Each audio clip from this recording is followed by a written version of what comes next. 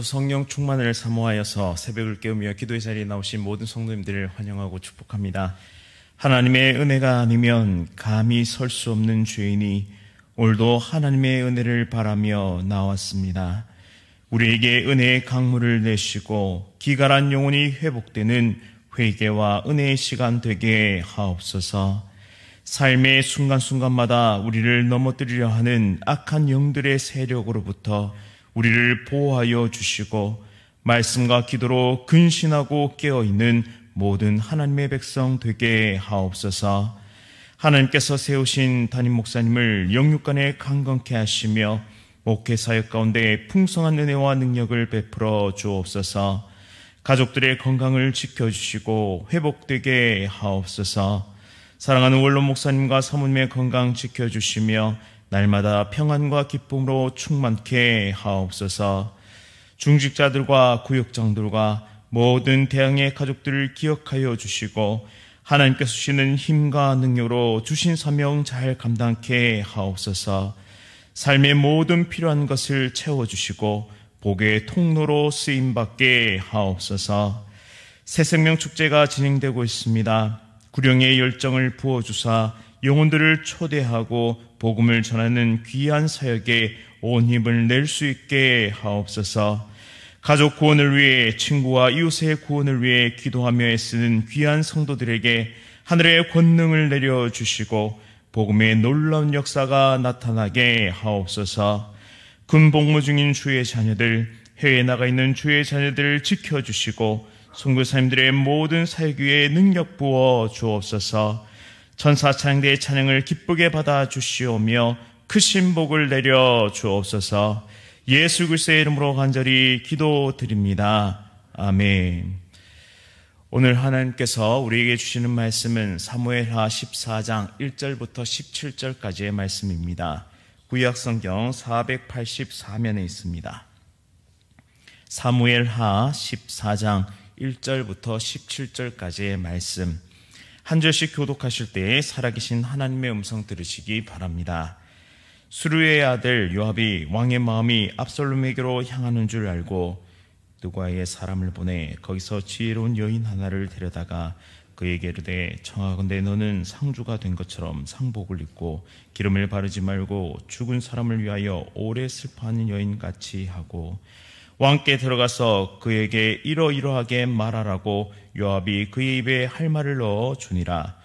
느과 여인이 왕께 아를 때에 얼굴을 땅에 대고 엎드려 이르되 왕이여 도우소서 하니 왕이 그에게 이르되 무슨 일이냐 하니라. 대답하되 나는 진정으로 과부니이다. 남편은 죽고 이 여종에게 아들 둘이 있더니 그들이 들에서 싸우나 그들을 말리는 사람이 아무도 없으므로 한 나이가 다른 나이를 쳐 죽인지라.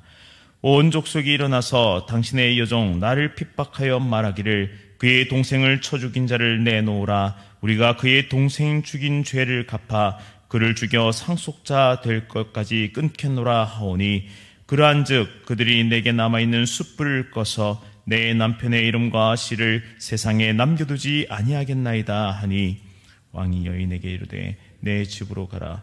내가 너를 위하여 명령을 내리라 하는지라. 느과 여인이 왕께 아뢰되 내 주 왕이여 그 죄는 나와 내 아버지의 집으로 돌릴 것이니 왕과 왕위는 허물이 없으리이다. 왕이 이르되 누구든지 내게 말하는 자를 내게로 데려오라. 그가 다시는 너를 건드리지도 못하리라 하니라. 여인이 이르되 청하건대 왕은 왕의 하나님 여호와를 기억하사 원수 갚는 자가 더 죽이지 못하게 하옵소서.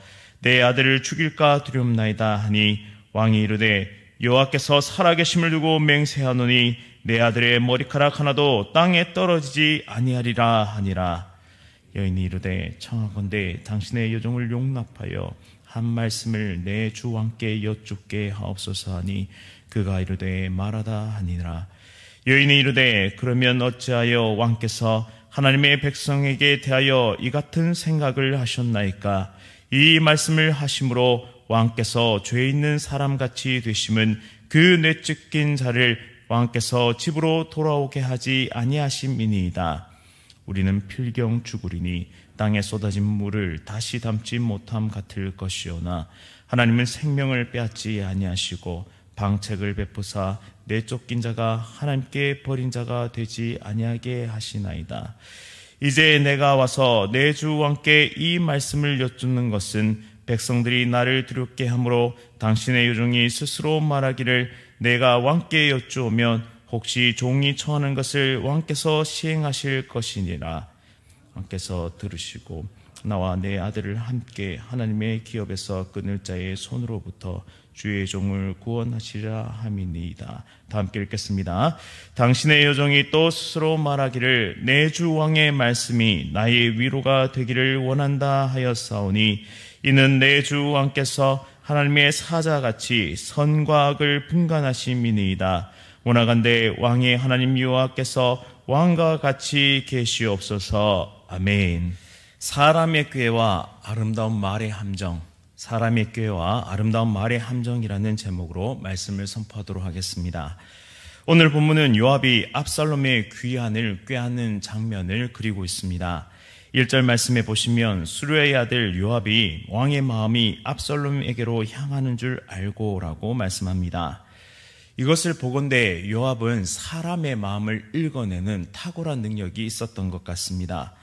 압살롬이 달아난 이후 세월은 조금 흘렀고 다윗의 분노는 조금 누그러졌던 것 같습니다.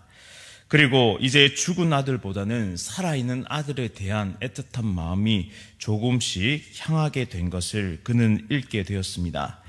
이에 요압은 꾀를 내어서 압살롬의 이 귀환을 추진하려고 합니다.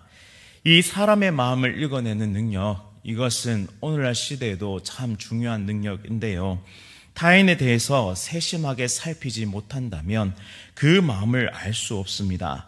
마음을 읽어내고 위로하고 공감할 수 있다면 그것은 사람을 살리는 능력까지 됩니다.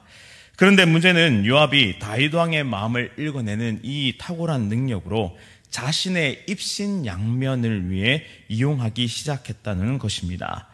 요압은 결코 다윗을 위하거나 다윗을 위로하기 위해서 압살롬 귀환을 추진했던 것이 아니었습니다. 압살롬의 손에 의해 살해당한 암논의 첫째 아들이자 황태자 그를 기억했고 또 왕위를 물려받을 서열 1순위였는데 그런데 이제는 죽게 되었자 둘째 아들인 아비가일의 소생 길르압이 그것을 이어받을 차례가 되었습니다. 하지만 오히려 백성들의 지지와 인기를 얻고 있었던 것은 셋째 아들 바로 압살롬이었습니다. 백성 중에는 여동생 다말의 치욕을 씻은 압살롬에게 정당성을 부여하는 사람까지 나타났던 것 같습니다. 따라서 수려한 외모를 가지고 있었고 또 추진력과 결단력을 가지고 있었던 압살롬, 요압은 다윗의 환심을 사는 동시에 앞으로 어떻게 될지 모르는 이 왕위 계승을 위해서 그리고 그 우위를 점하기 위해서 압살롬을 지지하게 된 것입니다. 이처럼 사람의 마음을 헤아리고 읽어내는 좋은 재능을 가지고도 얼마든지 자기 자신의 욕심을 위해 사용할 수 있는 것이 바로 악한 본성을 가지고 있는 인간의 모습입니다. 하나님은 우리 각 사람에게 좋은 재능과 달란트를 부여해 주셨습니다. 그것을 하나님의 나라와 주의 몸된 교회를 위해 아름답게 사용할 줄 아는 사람이 있는가 반면에 그것을 자신의 욕심과 욕망을 위해 사용하는 사람도 있습니다. 오늘 이 새벽 우리는 요압과 같이 세속적인 성공을 향해 달려가고 있지는 않은가 점검해 볼 필요가 있습니다. 하나님께서 그렇게 쓰라고 주신 물질이 아닐 텐데 또 하나님께서 그렇게 쓰라고 주신 건강이 아닐진데 하나님께서 그렇게 쓰라고 주신 재능이 아닐진데 잃어버린 자, 연약한 자, 병든 자 그러한 이들을 고치고 복음으로 예수 그리스도를 만날 수 있도록 인도하기 위해 사용하라고 주신 이 소중한 자원들을 무엇을 위해 사용하고 있는지를 점검하는 그런 겸손하고 온전한 지혜로운 시간이 되었으면 좋겠습니다. 요압의 이런 기회주의적인 태도는 그의 신중함까지 더하게 되는데요. 압살롬의 귀환을 추진하면서 요압은 혹시 일어날지 모르는 만약의 사태를 대비해서 다윗 왕에게 그가 직접 말하는 대신에 드고아 출신의 여인을 하나 데려오게 됩니다. 성경은 이 여인을 지혜로운 여인이라고 표현하고 있는데요. 이 드고아는 예루살렘 성으로부터 16km 떨어진 유대 산지에 있는 마을입니다. 전통적으로 이 드고아는 지혜의 도시로 알려져 있었습니다. 그래서 많은 선생들과 현자들이 이곳에서 나왔습니다. 성경에서는 아모스 선지자의 고향으로도 등장하게 되는데요. 그런데 지혜로운 여인이라 불리는 이 여인은 한번 살펴보시면 주도적으로 일하기보다는 요압의 꼭두가시처럼 그렇게 수동적으로 일하고 있는 모습을 우리는 본문을 통해 발견하게 됩니다. 따라서 여기서 말하는 지혜는 어떤 목표를 이루기 위한 도구이자 기술적인 측면을 말한다고 할 수 있겠습니다. 드고아의 여인은 아마도 말로 사람을 설득하는 능력이 탁월했던 인물 같습니다. 게다가 연기 실력도 매우 뛰어나서 배우로서의 재능도 있었습니다. 무엇보다 왕 앞에서 이 지어낸 이야기를 거리낌 없이 할 수 있다는 것은 그녀는 강단이 있는 인물임에도 틀림이 없습니다. 이제 이 여인은 요압이 그의 입에 넣어준 대로, 그러니까 요압이 시킨 이 지어낸 이야기를 다윗 왕 앞에서 하게 됩니다. 그녀는 자신을 과부라고 소개하고 난처하고 힘든 일이 생겼음을 말합니다. 그녀의 연기는 너무나 실감이 났기 때문에 다윗 왕으로 하여금 그 이야기에 푹 빠져들게 만듭니다. 남편은 죽었고 자신에게는 아들 둘이 있었는데 들에서 싸우다가 말리는 사람이 없으므로 아들 하나가 다른 하나를 쳐 죽이는 사건이 발생하게 됩니다. 마치 형이 아우를 죽인 가인과 아벨의 이야기 같습니다. 그런데 이 남은 아들 하나마저도 피해 보복을 하기 위해 달려온 사람들로 인해서 죽음을 당할 위기에 처하게 되었습니다. 이 남겨진 아들마저 잃는다면 자신은 남편과 두 아들 모두를 잃어야 하는 그런 아픔을 겪어야 한다고 그렇게 호소합니다. 그래서 왕에게 호소하면서 이 남은 아들이 죽지 않도록 도와달라고 그렇게 요청하죠. 다윗은 이 여인의 이야기를 듣고 나서 명령을 내립니다. 누구도 이 여인의 아들을 해하지 못하도록 해주겠다고 약속하게 됩니다. 이에 여인은 여호와의 이름까지 말하면서 여전히 자신의 아들이 죽을까 두렵습니다라고 다윗에게 말합니다. 이때 다윗이 여호와의 이름으로 맹세하도록 유도하기까지 한 것이죠. 다윗 왕의 맹세까지 듣고는 이제 본심을 이야기하게 됩니다. 그 본론은 바로 압살롬에 대한 이야기입니다. 한동안 왕실에서는 암논이나 압살롬에 대해서 이야기하는 것은 불분율과 같은 일이었습니다. 그 이름조차 거명하기가 힘들었죠. 그런데 여인은 이것을 깨고 13절에서 왕에게 질문하면서 왜 내 쫓긴 자, 즉 압살롬을 집으로 돌아오게 하지 않느냐고 그렇게 질문합니다. 형제를 들판에서 죽인 과부의 남은 아들마저도 측은히 여겨 죽지 않도록 보호해 주시면서 왜 압살롬은 그냥 내버려 두느냐라는 것이죠. 이야기를 통해 교훈을 전달하는 이 모습은 마치 나단 선지자가 다윗의 죄를 책망할 때의 모습과 유사합니다. 그리고 이어서 뼈를 때리는 것 같은 말을 하게 되는데요. 14절 말씀에 우리는 필경 죽으리니 땅에서 쏟아진 물을 다시 담지 못함 같을 것이오나 하나님은 생명을 빼앗지 아니하시고 방책을 베푸사 내쫓긴 자가 하나님께 버린 자가 되지 아니하게 하시나이다 라고 말합니다. 사람은 다 죽게 될 것이라는 지혜서의 전통적인 교훈을 인용하면서 하나님은 의도적으로 사람을 죽게 내버려 두시는 분이 아니라고 말합니다. 다시 돌아오도록 하여서 생명을 살리는 분이라는 것이죠. 따라서 압살롬이 큰 죄를 지었지만 그가 죽도록 내버려 둘 것이 아니라 다시 돌아오도록 해서 그의 생명을 보존하는 선한 하나님의 의도를 왕께서도 수행해 주십시오라고 청원하고 있는 것입니다. 여인은 매우 논리적으로 다윗을 설득하였고 17절에서는 다윗 왕이 선과 악을 악의 모든 것을 분별하는 하나님의 사자와 같은 자라고 칭송까지 하면서 마치 지혜로운 외교관의 그런 외교술 같은 모습까지 보여주게 됩니다. 이에 다윗이 이 모든 대화의 의미를 간파합니다. 그리고 그 배후에 누가 있음을 짐작하게 되죠. 그리고 그것이 요압임을 예측합니다. 내일 본문에서 요압을 불러 압살롬을 데려오라고 다윗은 명령합니다. 여인은 청산유수와 같이 아름다운 말로 다윗을 설득합니다. 그리고 자신의 조언을 따르는 것이 지혜로운 판단임을 강조합니다. 뛰어난 언변과 연기로 다윗이 요압의 뜻대로 결정하도록 유도하고 있습니다. 문제는 이 바른 말, 논리적인 말, 아름다운 말이 모두 좋은 결과를 낳는 것이 아니라는 사실입니다. 아름다운 말에 현혹되어 내린 다윗의 판단은 앞으로 압살롬의 반역과 자신이 피란을 가야 하는 결과를 초래하게 되죠. 다윗은 지금 중대한 실수를 범하고 있었는데 그것은 하나님께 압살롬의 귀환에 대해서 묻지 않고 있다는 것입니다. 자신의 뜻대로 성급하게 결정하고 말았죠. 다윗은 또다시 실수하고 있습니다. 압살롬이 진실로 살인이라는 자신의 죄를 뉘우칠 수 있도록 다윗은 왕으로서 아버지로서의 이 역할을 감당해야 했습니다. 이처럼 우리들도 말에 쉽게 흔들리는 연약한 인생임을 항상 기억해야 합니다. 말 한마디에 우리의 마음이 들었다 놓았다 합니다. 어떤 말은 참 아름답고 그럴싸해 보이기까지 합니다. 또 어떤 계획은 참으로 지혜로워 보이기까지 하죠.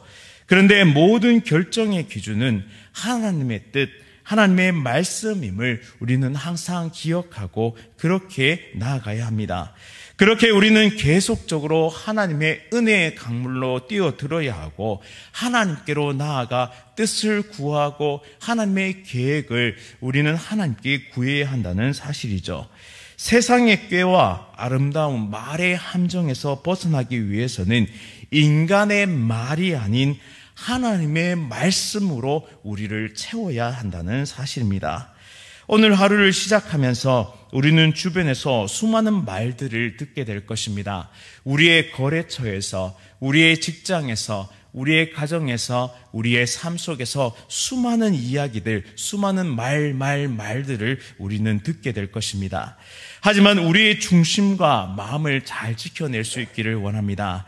내 인생의 항로를 결정하는 것은 사람의 말이 아니라 오직 하나님의 말씀일 수 있기를, 그 말씀이기를 간절히 소원합니다. 눈에 보이는 현상 이면에는 무수한 영적인 공격이 있음을 기억하면서 더 말씀과 기도로 뜻을 구할 수 있는 모든 대항의 가족들이 다 되시기를 간절히 바랍니다. 그래야 하여서 이 세상의 사람의 꾀와 또한 아름다운 말의 유혹의 함정으로부터 벗어나서 하나님의 뜻을 구하고 그 뜻을 이루어가는 지혜로운 하나님의 백성들 다 되시기를 간절히 소원합니다. 다 함께 말씀을 기억하면서 함께 기도하기를 원합니다. 오늘 말씀을 통하여 내 삶의 기준이 다시 말씀으로 세워질 수 있도록 인도하여 주옵소서. 사람의 꾀와 아름다운 말의 함정에서 벗어나기 위해 날마다 하나님께 달려갈 수 있는 지혜로운 하나님의 백성들 될 수 있도록 인도하여 주옵소서. 오늘 하루를 살아가며 무수한 세상의 말들 앞에 놓이게 될 것입니다. 우리의 욕망과 욕심을 자극하는 내 귀의 아름다운 말들이 우리를 공격할 것입니다. 하지만 그때에도 한 템포, 한 걸음 늦추어 하나님의 음성에 귀 기울일 수 있기를, 또한 하나님께 기도하며 뜻을 구할 수 있는 그런 하나님의 아름다운 백성들 될 수 있도록 인도하여 주옵소서. 그리하여 하나님의 온전한 뜻 가운데 선택하고 결정하며 믿음의 길을 힘껏 달려갈 수 있는 귀한 대양의 가족들 될 수 있도록 인도하여 주옵소서. 특별히 새생명 축제를 정말 진행하며 사랑하는 가족 구원을 위해 간절히 기도하고 호소하는 하나님의 백성들의 마음을 하나님 기뻐 받아 주시고 그 기도에 응답하여 주셔서 지혜와 능력과 권능 베풀어 주사 하나님 복음을 잘 증거할 수 있도록 인도하여 주옵소서. 또한 가족 구원과 이웃 구원을 위해 애쓰고 수고하는 모든 하나님의 백성들 가운데 하늘의 권능을 내려주사 온전히 하나님의 말씀 그 생명의 복음을 선포케 하시고 우리에게 주신 자원들, 우리에게 주신 모든 달란트들을 주의 몸된 교회를 위하여 또 하나님의 그 아름다운 구원의 사역을 위하여 사용할 수 있는 지혜로운 하나님의 백성들 될 수 있도록 인도하여 주옵소서. 예수 그리스도의 이름으로 간절히 기도드립니다. 아멘. 하늘에 계신 우리 아버지여, 이름이 거룩히 여김을 받으시오며 나라가 임하시오며 뜻이 하늘에서 이루어진 것 같이 땅에서도 이루어지이다. 오늘 우리에게 일용할 양식을 주시옵고 우리가 우리에게 죄 지은 자를 사하여 준 것 같이 우리 죄를 사하여 주시옵고 우리를 시험에 들게 하지 마시옵고 다만 악에서 구하시옵소서. 나라와 권세와 영광이 아버지께 영원히 있사옵나이다. 아멘. 오늘 하루도 성령 충만으로 승리하십시오.